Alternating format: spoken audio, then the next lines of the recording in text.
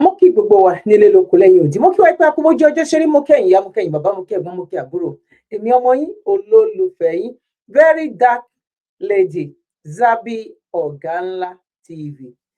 Ṣàlàáfíà ni mo bá yín, èwo la gbé wá fún wa, èwo la mú wá fún wa, èwo ni ká sọ wípé ká jọ gbéyẹ̀wò lọ́jọ́ títí òní gẹ́gẹ́ bá ṣe máa ń ṣe. Onílàákàyè, ọlọ́gbọ́n, olóye òun ni mo pè. Torí kí ni? Torí wípé mélòó gangan ni ọpọlọ tí Elédùmarè tó jogún fáwa yìí? Mélòó gangan ni làákàyè tọ́lọ́run jogún fáwa yìí? Torí ẹ̀ ló fi jẹ́ wípé ọlọ́gbọ́n àti onílàákàyè ìyá mi, bàbá mi, ẹ̀gbọ́n àti àbúrò, òun la pè. Tí a bá ti rí àwọn ọlọ́gbọ́n láàárín àwọn tó jẹ́ wípé wọ́n sì ń bẹ Ọlọ́run fún ọgbọ́n ni, á wá bá wọn fi ọgbọ́n àti òye, á bá wọn fi máa darí ẹ̀. Kò ní lè jẹ́ wípé gọ̀ǹgọ̀ṣú èjìdàrẹ́ bá a ṣe rò wípé ó yẹ kó gbọ́n bẹ́ẹ̀ náà ló ó gọ̀ jù bẹ́ẹ̀ lọ, àfẹ́rú ẹ̀. Òun ni mo ṣe sọ wípé ẹ̀yin ìyá mi, ẹ̀yin bàbá mi, ọlọ́gbọ́n olóye òun la pè. Òun bá jẹ́ èèyàn 5 péré ló gbọ́, bọ̀ tó bá ti jẹ́ ẹni tó máa fi, tí ò ń ṣe ẹni tó máa lo ẹ̀tanú, torí pé nǹkan tí mo fẹ́ play ẹlòmíì lè máa wò gẹ́gẹ́ bí wípé nǹkan míì, torí ẹ̀ mo ní ẹ jẹ́ ká kọ́kọ́ fi ọkàn wa, ká kọ́kọ́ ṣí ọkàn wa payá. Ṣe mọ̀ wípé nígbà tí a máa ń lọ sí church, á ní ẹ jẹ́ ká ṣí ọkàn wa payá ká lè pàdé Jésù Kristi olùgbàlà wa. Òun náà ni mo fi ṣe àkàwé nínú ìtàgbé wa lọ́jọ́ títí òní, wípé àyàfi ká kọ́kọ́ ṣí ọkàn wa payá náà, òun la máa lè fi digest nǹkan tí a fẹ́ jọ wò. Àìjẹ́ bẹ́ẹ̀ ni, tẹ bá wo fídíò ẹyọ kan, ńṣe ni ẹ máa sọ wípé kí wá ní kí ni nǹkan náà, ṣé nǹkan tí a sọ nìyẹn, ṣé nǹkan tá a fẹ́ máa ṣe nìyẹn, ṣé nǹkan tá a fẹ́ ṣe kíní kan. Anybody gan òun ló ní opinion títí ẹ̀, bọ̀ mo ní kí n kọ́kọ́ fi eléyìí kí n fi ṣe ìṣílẹ̀kùn ẹnu ọ̀nà náà kó tó di wípé a máa wọnú ètò lọ. Mo kí wa lẹ́ẹ̀kan sí o, orúkọ tèmi náà ó ti yí padà, orúkọ yí padà yẹn, orúkọ mi ti yí padà, very dark lady ọ̀gá ńlá. Now ẹ jẹ́ ká wọnú ètò. Ibo la wá ti bẹ̀rẹ̀ ètò yẹn? Ìyá mi, bàbá mi, ẹ̀gbọ́n mi àtàbúrò mi, ọ̀hún padà o, ọ̀hún padà. Mọ̀ ẹ́ pàrọ̀ ẹlòmíì wà, tán bá jẹun tán báyìí, wọ́n máa make sure pé àwọn jẹ. Ibi tó bá ti ń lá àwo yẹn, táwo yẹn ò bá fọ́, bọ̀ ìwọ tó bá ti mọ̀ wọ́n, bá ti mọ irú ọmọ bẹ́ẹ̀, tó bá ṣe ń jẹun báyìí ló bá máa sọ pé ẹ ṣàjẹ́ ti jẹun tó ẹ palẹ̀ mọ́, ẹ mọ̀ pé irú àmọ̀ yẹn wà. Ní ojú òní sìn nínú ara wọn. Nǹkan tó ṣẹlẹ̀ nìyẹn o, ìyá mi, bàbá mi, ẹ̀gbọ́n mi àtàbúrò mi, ojú òsì, ẹ má jẹ́ kójú wa kó sì ní ara àwọn tó fẹ́ wá kó wa yìí. Ó ń gbìmọ̀ pọ̀ ẹ̀, ó ń pariwo ẹ̀, ó ń ṣe lọ́tùn lósì, bọ̀ àdúpẹ́. Ìyá mi bá mi gbé gbá ọpẹ́, nǹkan tí mo rí ẹ̀ rí, nǹkan tẹ́yìn náà rí mi ò rí. Èmi hate exaggerate, mo dẹ̀ hate kéèyàn parọ́. Mi ò ní exaggerate torí kíni, ṣe torí pé àwa ò kí exaggerate, kò yé yín sìn. Torí ẹ̀ ló jẹ́ wípé àwọn ọlọ́gbọ́n onílàákàyè ibi tiwa náà máa dúró fẹ́ gbọ́rọ̀ wa. Bọ̀ tó bá jẹ́ pé ibi tí èrò wà, ibi tó máa ti exaggerate, tó jẹ́ pé nǹkan ẹyọ kan ṣo péré náà máa rí, wọ́n máa fẹ́ ẹyọ kan yẹn á fi ṣe 1 million. No, bó bá ṣe rí gẹ́lẹ́ òun ni màá sọ. Kí ni mo sọ ń bẹ̀ ni pé mo ní a kú oríire. Àwọn èèyàn ní àgbọ́yé, àyàfi tó bá jẹ́ ọ̀tá jẹ́, àyàfi tó bá jẹ́ ọ̀tá bíamọ, àyàfi tó bá mọ ibi tí ọmọ ti ń gbà yọ ní ara ènìyàn, wípé ìnira ni kó tó di wípé wá bí ọmọ ẹ̀. Tó bá jẹ́ bẹ́ẹ̀ ni, ó yẹ ká ní feelings báyìí, ká ní fúnra wa níbi tí ọ̀rọ̀ yìí, níbi tọ́rọ̀ yìí dé. Wọ́n ti ń bọ̀, wọ́n mà ti ń bọ̀, kò tí ì dé, wọ́n ti dé, wọ́n ti wọlé dé. Ẹ jẹ́ kí n kọ́kọ́ gbé eléyìí náà tó ń ṣẹlẹ̀ ní Ghana yìí, kí n tó wá gbé èyí tó ń ṣẹlẹ̀ gangan. Mo mọ̀ ó possible kẹ̀ tí ó dẹ̀ possible kẹ̀ máa ti ẹ̀. Ẹ jẹ́ ká kọ́kọ́ gbàgbé. Preamble ẹ̀mọ́ kí ta bá kọ́kọ́ wọlé, a kọ́kọ́ ṣe warm up la kọ́kọ́ fẹ́ gbà wọlé sí, not the main thing. Let's go. Of 100 suspects, including the landlord, were arrested at a residence in Tabora, while 41 suspects were arrested in Lashibi, bringing the total number of arrests to 141. Preliminary profiling indicates that the suspects are believed to be Nigerian nationals. During the operation, officers retrieved 38 laptop computers and 150 mobile phones, all suspected to have been used in the commission of the cyber-enabled financial crimes. Preliminary investigation suggests that the suspects were engaged in a range of criminal activities, including mobile money fraud, romance scams, sextortion, business email compromise, and wire fraud, which have resulted in significant financial losses to individuals and businesses, both locally and internationally.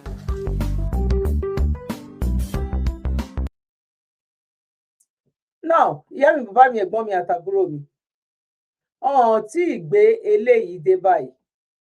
Ṣe rí bí ìran ọmọ ni mo sọ wípé ṣé o bímọ.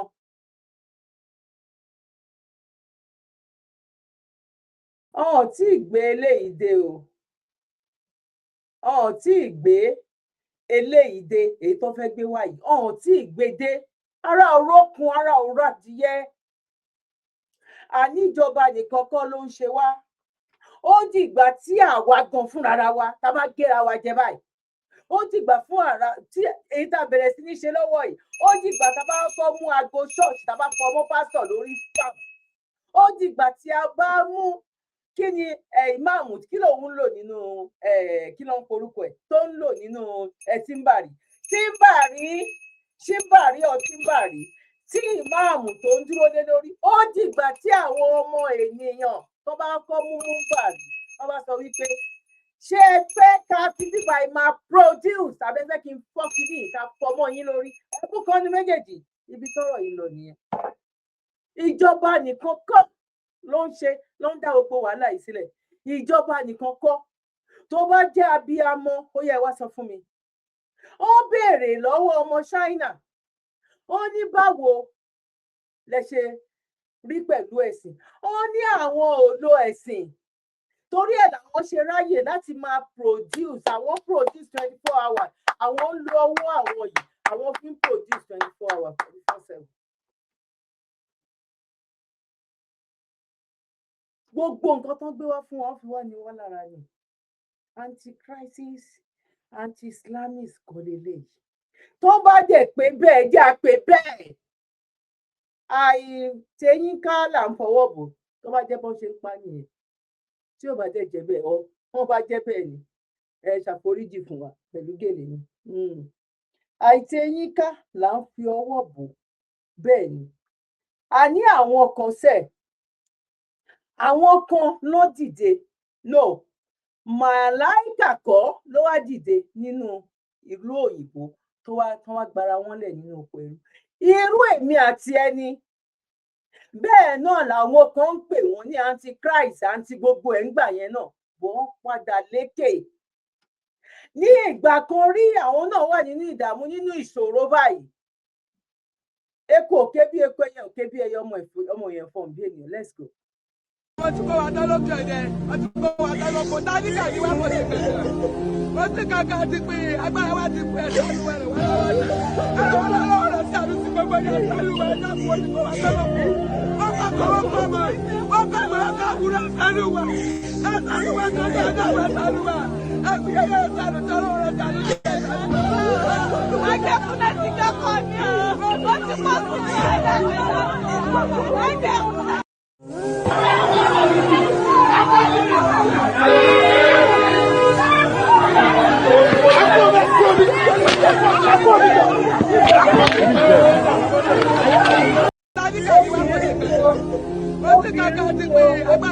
Wọ́n wá sí government house láti lè sọ wípé ẹ ṣàánú wa.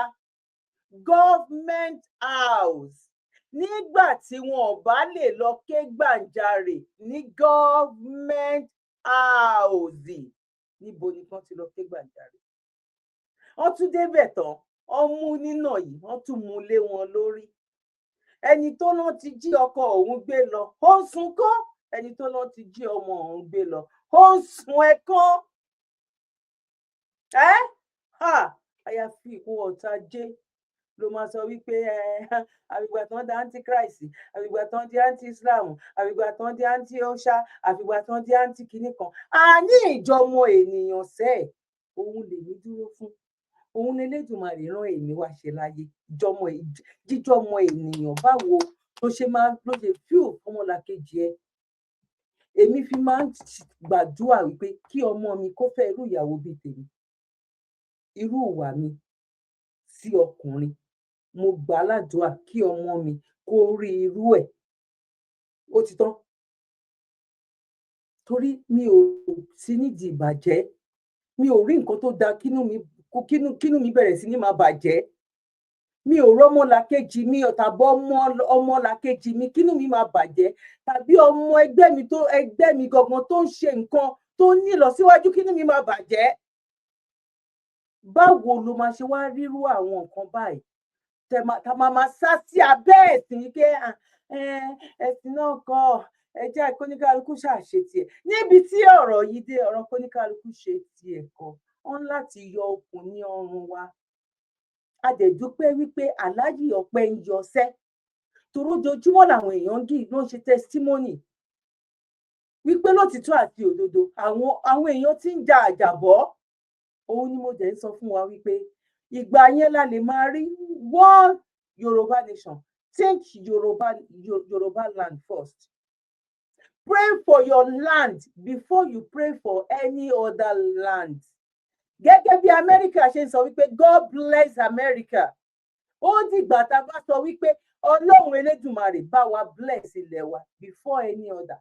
Tó bá rí ibi tó ti ń sọ wípé ẹ tèṣù mọ́lẹ̀, ẹ ṣe èpè fáwọn ìran wa, a máa bẹ̀rẹ̀ sí ní stop ẹ̀. Àìjẹ́bẹ̀ àti rí ojútùú ọ̀rọ̀ wa kò ń ṣe ní bóyá kò ń ṣe generation wa. Bó a dúpẹ́ pé nínú generation wa yìí náà láti bẹ̀rẹ̀ sí ní dìde láti ń correct ẹ̀. A ti ń correct ẹ̀ torí pé nǹkan tí àwọn generation tó kọjá lọ tó mọ̀ àwa ti tún mọ̀ more than that. Àwọn àṣírí tí àwọn akónilẹ́rù yẹn tó fi wá pamọ́ fún wa nígbà yẹn, àwa tún ti rí more than that. Now ẹ jẹ́ ká tẹ̀síwájú.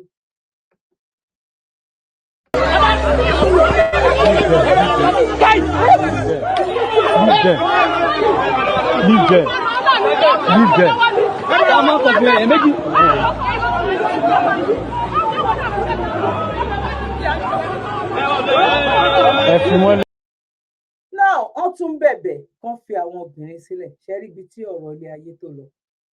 Gbọ́ nínú àwọn obìnrin yẹn náà àìmọye tó jẹ́ wípé wọn ò lè dá ronú fún rárá wọn. Nǹkan tí ìwé sọ àti nǹkan tí ọkọ bá sọ, obìnrin gan tó bá ní làákàyè jọkọ lọ kò lè lò ó. That is Africa nǹkan tán gbé lé wa lọ́wọ́. Ọ̀pọ̀lọpọ̀ obìnrin gan ò lè discuss pé kò ní gọ̀tẹ̀ ọ̀n fàyè ẹ̀ sílẹ̀ ni. Torí ọ̀pọ̀lọpọ̀ pẹ̀lú nǹkan tán gbé wá fún wa, ó rí àwa obìnrin gẹ́gẹ́ bí nǹkan ìkórìíra. Ó rí àwa obìnrin gẹ́gẹ́ bí nǹkan tó jẹ́ wípé obìnrin tóbìnrin ìyẹn náà fi sọ pé tóbìnrin tó bá ká obìnrin tó bá ṣe ṣìnà, wọ́n bá suspect ẹ máa lọ mú ẹlẹ́rìí mẹ́ta wá. Ẹ lè gba ọ̀rọ̀ ẹni obìnrin yẹn. Obìnrin yẹn náà dẹ̀ máa tún padà ṣe nǹkan tí ò dáa fún ìyẹn nínú ẹ̀sìn. Tó dẹ̀ jẹ́ wípé nínú ìran wa ó ní báwa ṣe ń ṣe ìdájọ́ tiwa. Àwọn nǹkan oní nǹkan náà wá tẹ̀bọ̀ wá lọ́rùn. Now àáfà tó parọ́ ní lórí ọ̀rọ̀ Saga Ìyá Ọ̀ṣun, òun ni mo fẹ́ ká jọ gbọ́. Ẹni tó parọ́ àti ẹni tó sọ òtítọ́. Tó o bá wò ó débi tó yẹ kó dé, o máa mí ìfẹ́ lọ pọ̀ mi ò ní jẹ́ kó pẹ́. Ẹ má gbàgbé láti bá wa share, ẹ má gbàgbé láti bá wa subscribe tó bá jẹ́ nígbà àkọ́kọ́. Bẹ́ẹ̀ ni ẹ dẹ̀ má gbàgbé láti fi comment tiyín sílẹ̀. You are free to do so.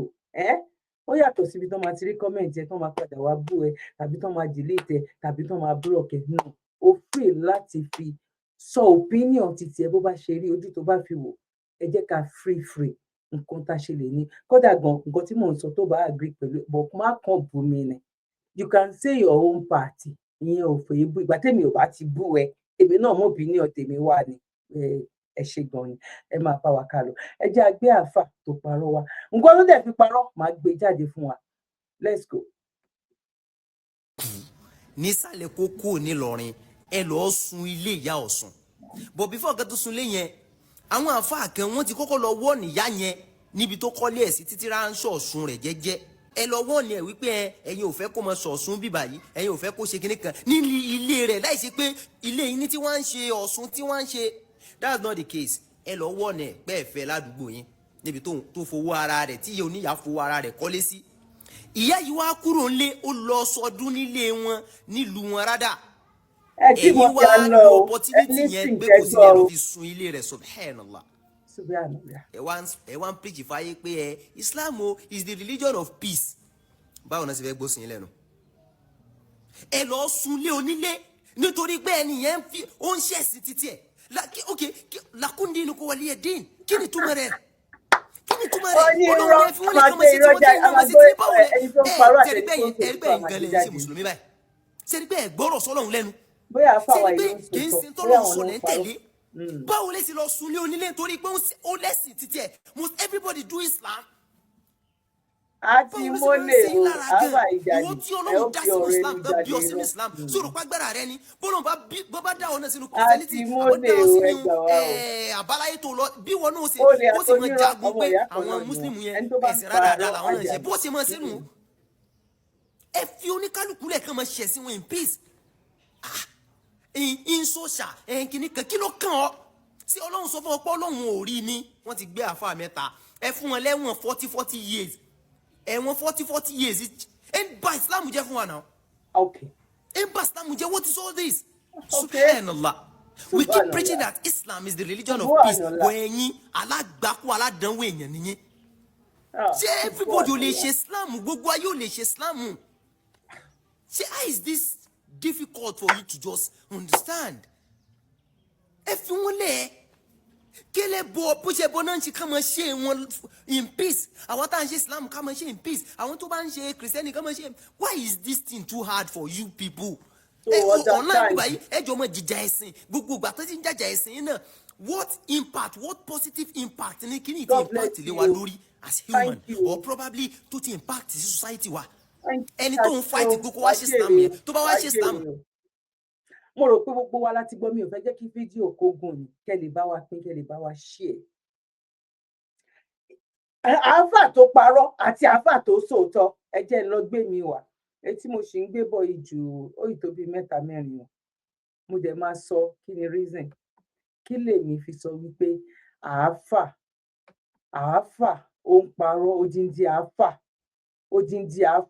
ó ń pa irọ́ odindi àáfà ń pa irọ́ ẹ jẹ́ àkọ́kọ́ lọ gbọ́ lẹ́nu àáfà tẹ́ mọ̀ kò yé yín sí lẹ́nu àáfà tẹ́ mọ̀ bí ẹni mowó ká tó wá lọ gbọ́ lẹ́nu àwọn àáfà míì yes ká gbọ́ ẹni tó ń parọ́ tàbí ẹni tó ń sòótọ́.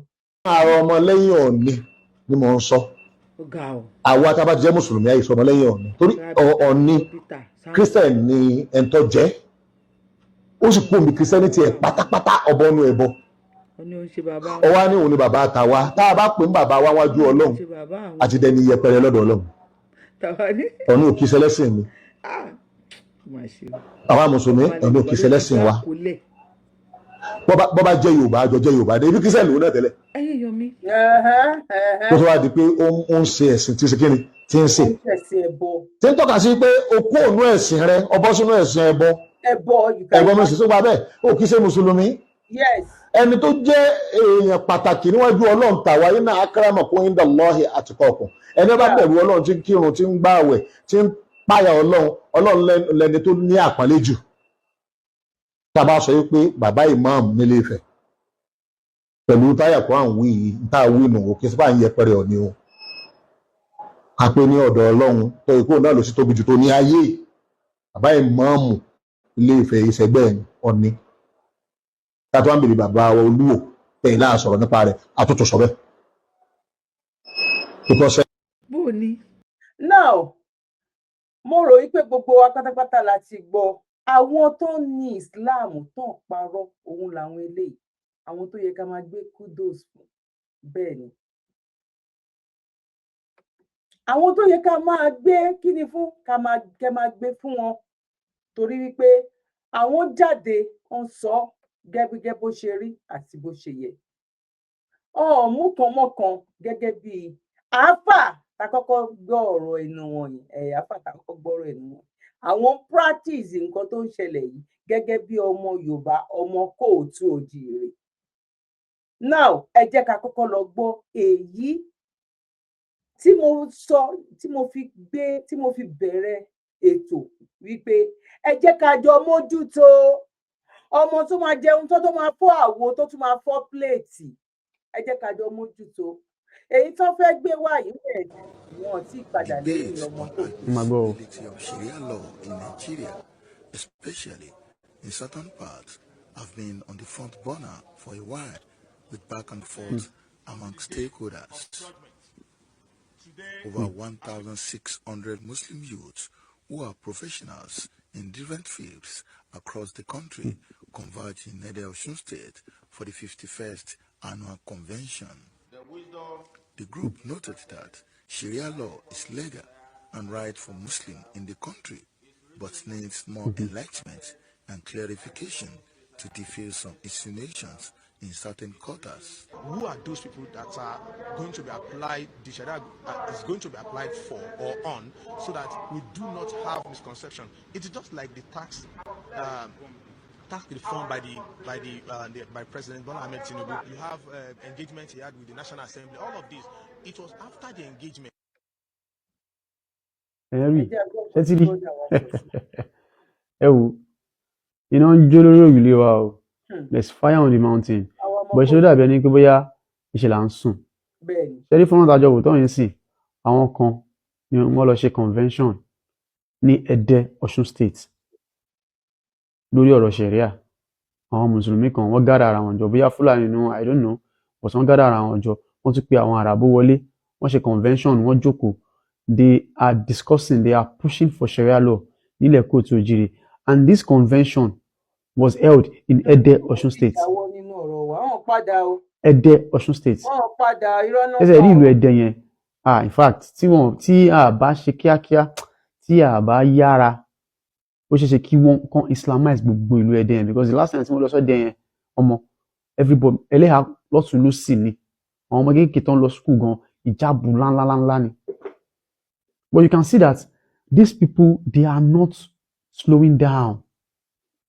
They are trying every possible means láti ensure wípé Sharia yẹn wọ́n implement ẹ̀ nílẹ̀ kóòtù òjìrì. And then the man pé video is a recent video tó dídìrín tó ṣe interview nígbẹ̀yìn fọ́nrán yẹn ó ń sọ síbẹ̀ yìí pé kí ni àwọn wo ni Sharia yẹn máa wà applicable fún àwọn mùsùlùmí nìkan ni pé Sharia yẹn kọ́ dàbí tax reform tí President Bola Ahmed Tinubu ló dárúkọ ń bẹ̀ o. Tax reform tó fẹ́ dálẹ̀ síbẹ̀ ni Sharia yẹn fẹ́ rí ara àwọn ọ̀rọ̀ tó máa ń pa nìyẹn pé àwọn mùsùlùmí nìkan ni Sharia yẹn máa wà applicable sí irọ́ ni o tí wọ́n bá get nǹkan tó fẹ́ tán tó implement Sharia yẹn wọ́n máa force everybody láti abide by that Sharia of which mo dá mi lójú pé kò ní ṣeéṣe nílẹ̀ Yorùbá but you can see mo fẹ́ kẹ́ rí pé these people are not slowing down, they are trying every possible means. The more tí wọ́n ṣe ń try láti ensure pé Sharia wá sílẹ̀ kóòtù òjìrì the more táwọn náà gbọ́dọ̀ máa fight it back can ensure wípé Sharia yẹn kò ever stand nílẹ̀ kóòtù òjìrì. In fact Sharia law yẹn gangan nìkan tó jẹ́ kí n tiẹ̀ bẹ̀rẹ̀ sí ní pariwo tí mo bẹ̀rẹ̀ sí ní jáde pé mo fẹ́ ṣe ìtanijí fáwọn èèyàn because ibi tí àwọn àáfàá wa tí wọ́n aim nìyẹn nǹkan tó bá fi lè mú ọ rí Sharia law gbà nílẹ̀ kóòtù òjìrì agbára ti dé sọ́wọ́ àwọn àáfàá nìyẹn ìgbà yẹn lẹ́sẹ̀ máa rí true colour wọn lẹ́sẹ̀ máa rí the wrath of Allah ní ayé wa kò dẹ̀ sí bí Sharia ti fẹ́ wá sílẹ̀ kóòtù òjìrì tí wàhálà ò ní ṣẹlẹ̀ ogun lọ́tún ogun lósì tàjẹ̀ sílẹ̀ lọ́tún tàjẹ̀ sílẹ̀ lósì ni ìfàsẹ́yìn ìpadà sẹ́yìn àpadà sí ibú àpadà sí ìgbà ló máa fà fún wa tí mo dẹ̀ mọ̀ pé àwọn alálẹ̀ wọn nígbà fún wọn. Now mo kí brọ́dà wa yìí náà ó pọ̀ bẹ́ẹ̀ yẹn tó dúró tán fún ọmọ kóòtù òjìrì àwọn olólùfẹ́ tán fẹ́ràn ó dẹ̀ ń kó àwọn youth tó ń yọ àwọn youth ọ̀rọ̀ yẹn wo àwọn youth tó ń pọ̀ wọn lọ́kàn wá rí fídíò wọn wá rí àwọn youth àní tó bá jẹ́ pé àmọ̀ ní ariwo tàbá ọkọ̀ gbọ́ kó late náà ó bà ní kò bàjẹ́ torí pé àṣerú ẹ̀ rí náà tí mo wá sọ wípé àáfà tó ń parọ́ ẹ̀ṣẹ̀ gbà fún àlùfáà tó ń parọ́ ẹ máa ṣẹgbà fún àfà tó ń parọ́. Ẹ jẹ́ ká lọ gbé àwọn olótìtọ́ wa, àwọn èèyàn yìí, àwọn èèyàn àlá, àwọn ànàkùmọ̀lá. Bẹ́ẹ̀ ni wọ́n ń parọ́ ń bíbà. Let's go.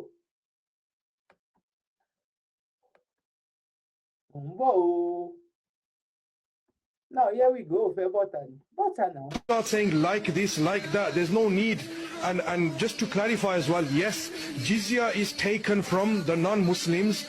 We take the jizya from the non-Muslims, the combatants, the enemies of Allah and His Rasul sallallahu alaihi wasallam, in exchange. And when we say like tax, it's not like a council tax or road tax that you're paying. You understand? And I'll get to that point as well. Is we're taking in exchange for your blood, for your life. Do you understand? We're taking it in exchange for your blood, for your life. This is mentioned by the commentators of the Quran as well. The Mufassirin, they've explained that the Fuqaha have gone into detail. And why are we taking this? Is because you are a rebellion. You are rebellious against Allah and His Rasul sallallahu alayhi wasallam. And because we have mercy, Islam has mercy. We're saying.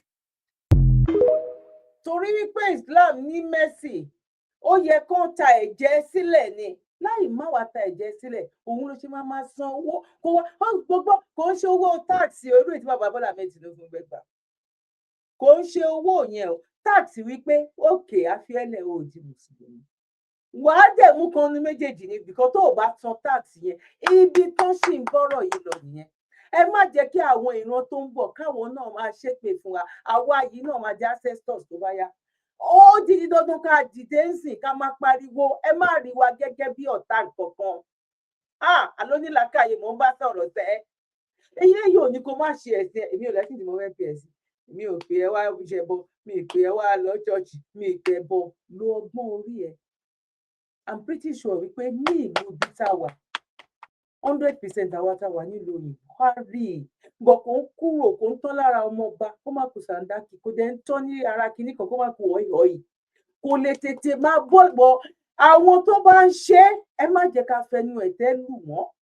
Ẹ má jẹ́ ká rí wọn gẹ́gẹ́ bí ọ̀tá, bọ̀ ẹ jẹ́ ká máa kọ́gbọ́n lójoojúmọ́ ká kàn máa wí pé wẹ́ ibi tọ́lọ́run lè bẹ́ẹ̀ mi dé kò ṣeé ṣe mọ́, but Ọlọ́run bá ayé àwọn tó ń bọ̀ káwọn náà tiẹ̀ ní ìtúsílẹ̀ ibi tá lọ nìyẹn. Ẹ jẹ́ ká gbé àwọn olóòótọ́ jáde. Àwọn olóòótọ́ It is from our religion that we have to hate them for the sake of Allah. Al-adawa, enmity and hatred, meaning we're enemies. Let's not beat around the bush. We don't love each other. We're not on the same page. We are not friends. Does that make sense? No. We are enemies. The kuffar. We hate the kuffar for the sake of Allah. Because why? Because they disbelieve in Allah. And hating the non-Muslims. Being loyal to the Muslims and not being loyal to the non-Muslims. This is the highest branch of Iman. That you love and you hate for the sake of Allah subhanahu wa ta'ala. For example, a kafir, a non-believer, a non-Muslim. We hate him for the sake of Allah subhanahu wa ta'ala. The reason being is because he's upon kufr. When you say clearly and openly that I hate shirk and I hate the mushrikeen, I'm being open.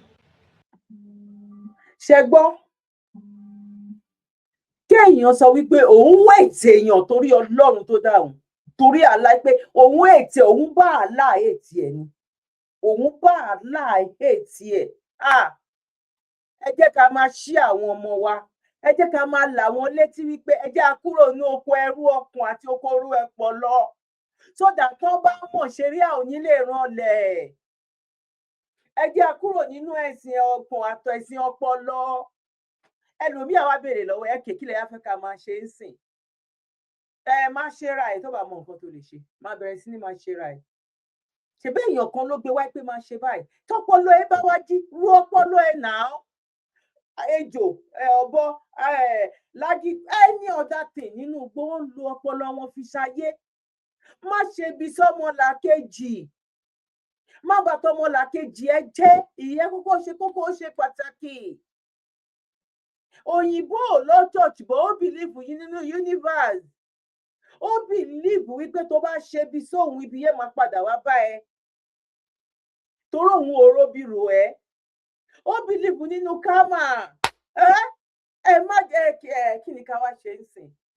Tí ò bá tí ṣe ọkàn ẹ payá gẹ́gẹ́ bí nǹkan tí mo kọ́kọ́ gbé wọlé. Ọ̀rọ̀ yìí ò lè yí ẹ wá máa béèrè àwọn kan. Àwa náà ti béèrè irú ẹ̀.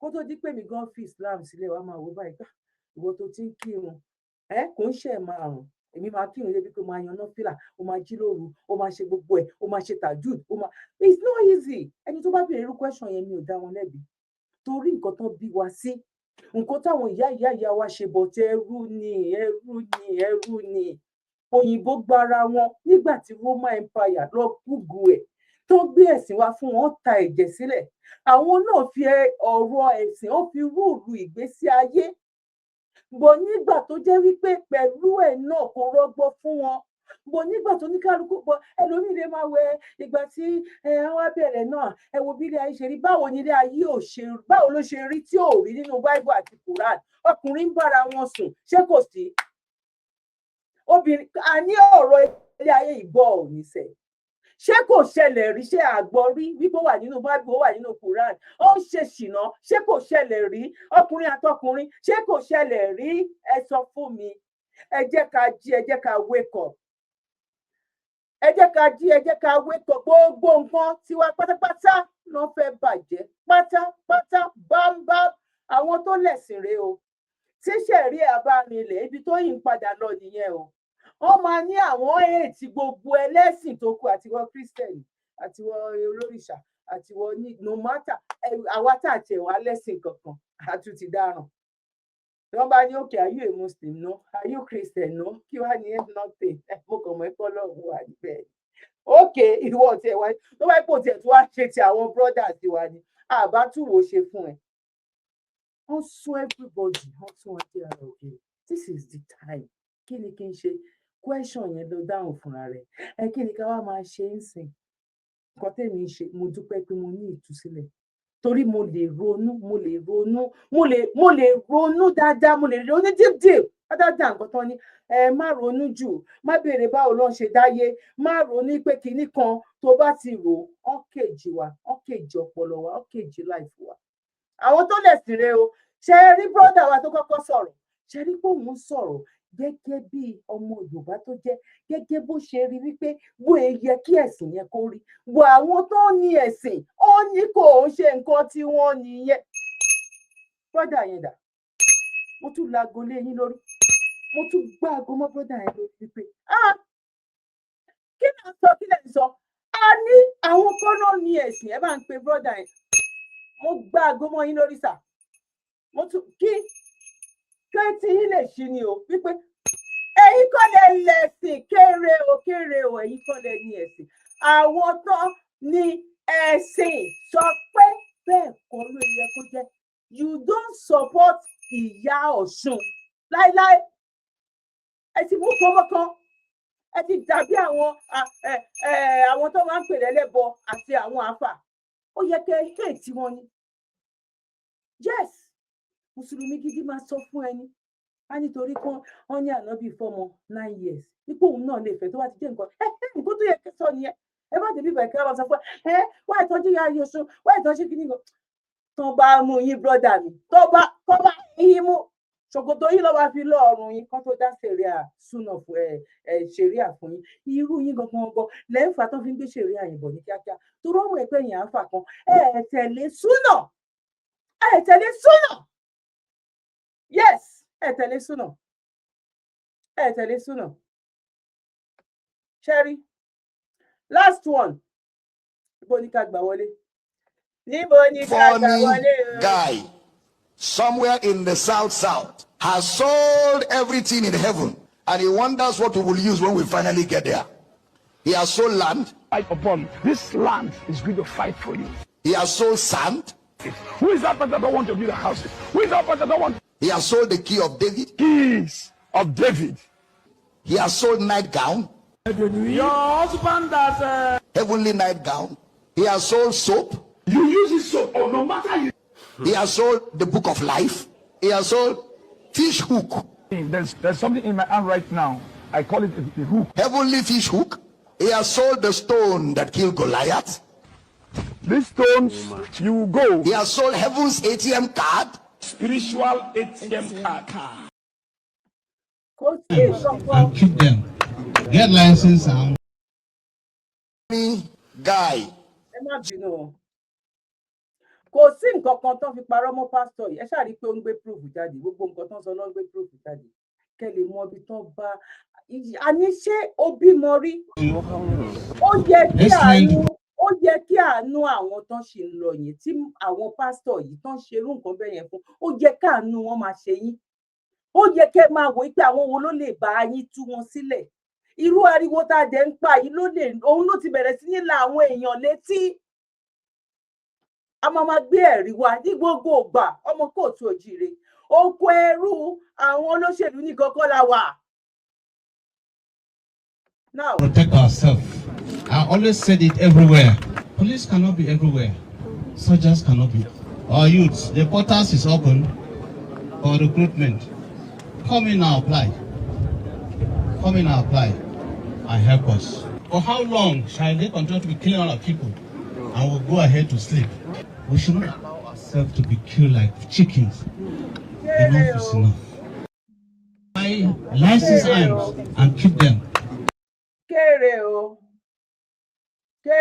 ṣe túra àwọn pààyàn àwọn yẹn tún lọ ga pààyàn wọn ní youth ẹ máa bọ̀ ẹ wá join àwọn tó join tẹ́ ń complain pé wọ́n fi bẹ́ẹ̀ lẹ́wọ̀n sá lọ èmi ò mọ èèyàn bíi mẹ́rin ọ̀tọ̀ọ̀tọ̀ tó fi bẹ́ẹ̀lẹ̀ tán sá lọ tán sálà fún ẹ̀mí wọn ẹ gbọ́ àwọn ń wá àwọn èèyàn ojú àwọn ò lè wà ní everywhere àní tó bá ti yá tẹ̀ Donald Trump tó bá ti ready àti China bóyá ti France wọ́n wá fún wa lówó wa ẹ pín tiwa fún wa ẹ wá rà á wọ́n tiẹ̀ ti tà á náà bọ̀ ẹ fún wa ní ṣíẹ̀ tiwa ẹ pín á ti mọ̀ wípé ẹ ti tà á lábẹ́lẹ̀ bọ̀ báwo lẹ fẹ́ ṣe wá ẹ kàn fẹ́ dà wá nù just like that dà wá sórí títì no ẹ fún wa lẹ́tọ̀ọ́ wa náà ẹ fún wa ní ẹ̀tọ́ wa ṣe gbọ́ ó ní káwọn yóò tún máa bọ̀ àwọn tó wà ń bẹ̀ kí ni àǹfààní tó ń jẹ bá ń filẹ̀ nínú comment section kí ni àǹfààní tí àwọn tó wà ń bẹ̀ kí náà jẹ ẹ́.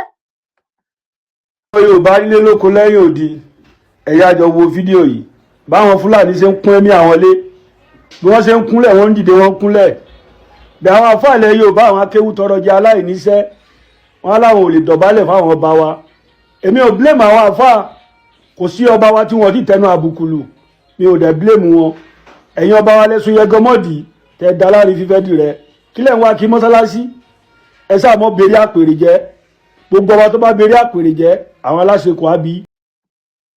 náà mo kí gbogbo wa nílé lóko lẹ́yìn òdìbò kí wọ́n tàkùn bójú ọjọ́ ṣe rí wọ́n yẹn jí fún àwọn Yorùbá nìyẹn gbogbo nǹkan ní wa gbogbo ìṣẹ̀ṣe gbogbo ìṣẹ̀dálẹ̀ gbogbo everything wọ́n fẹ́ jẹ́ ká bàjẹ́ ká tà ṣe rí àwọn láti mile 12 òun náà ti ń kúnlẹ̀ lọ sí Òṣòdì torí pé wọ́n rí ọba wọn ní Òṣòdì yẹn ibẹ̀ tẹ́gbẹ̀lẹ́sẹ̀ wọ́n kúnlẹ̀ wọ́n dìde báyìí bọ́ọ̀mù ayéṣẹ́ nìyẹn tó máa fi déwájú kábí tó máa fi déwájú ọba wọn tó bá dọ́dọ̀ tiwa ni àáfà ló lórí àáfà ni bàbá ọba àáfà ni bàbá ọba àáfà ni bàbá ọba ẹ̀gbọ́n nǹkan tí yẹn ń sọ oníbẹ̀ẹ́ tó wà ní Ìwó tó ní Ọ̀ọ̀ni kò ń ṣe ọba àwọn kò ń ṣe ọba àwọn ẹ wo ibùdó la máa fi tò wá sópin sí lọ́jọ́ títí òní èmi ọmọ yín olólùfẹ́ yín àbúrò yín ọ̀rẹ́ yín very dark lady Zabi ọ̀gá ńlá mo kí yín wípé akóbójú ọjọ́ ṣe rí èyí tó bá jẹ́ nígbà àkọ́kọ́ ẹ má gbàgbé láti bá wa pín ẹ má gbàgbé láti bá wa fi kọ́mẹ̀ntì tí ń sílẹ̀ ojú tẹ bá fi wò ó àbájá wa